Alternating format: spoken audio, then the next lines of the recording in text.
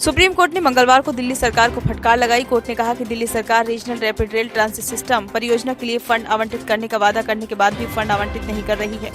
Court ने नाराजगी जताते हुए कहा कि दिल्ली सरकार कोर्ट के आदेश का पालन क्यों नहीं कर रही है। हम आपको विज्ञापन के बजट पर रोक लगा देंगे और इसे RRTS परियोजना के लिए डाइवर्ट कर देंगे। जस्टिस संजय किशन कौल और जस्टिस सुधांशु धूलिया ने माना कि दिल्ली सरकार अपने ही वादे का उल्लंघन कर रही है। कोर्ट ने दिल्ली सरकार के स्टैंड पर नाराजगी जाहिर करते हुए कोर्ट ने दिल्ली सरकार के विज्ञापन के खर्च को परियोजना के लिए ट्रांसफर करने का आदेश दिया। हालांकि कोर्ट ने कहा कि उनका यह आदेश 1 हफ्ते तक लंबित रहेगा और अगर इस दौरान सरकार ने बजट आवंटित नहीं किया तो उनका ये आदेश लागू हो जाएगा। पीठ ने कहा कि अप्रैल में दिल्ली सरकार ने रकम देने की बात कही थी। पीठ ने गौर किया कि RRTS परियोजना से दिल्ली में प्रदूषण भी कम होगा। पीठ ने कहा कि दिल्ली सरकार के बजट आवंटन में बीते 3 वर्षों में करीब 1100 करोड़ रुपए विज्ञापन के लिए आवंटित किए गए हैं।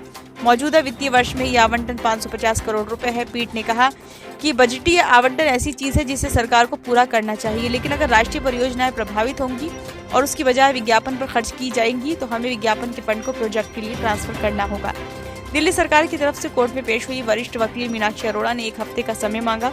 इसके बाद कोर्ट ने मामले को 1 हफ्ते के बाद के लिए सूचीबद्ध कर दिया और कहा कि अगर फंड आवंटित नहीं किया गया तो उनका आदेश लागू हो जाएगा।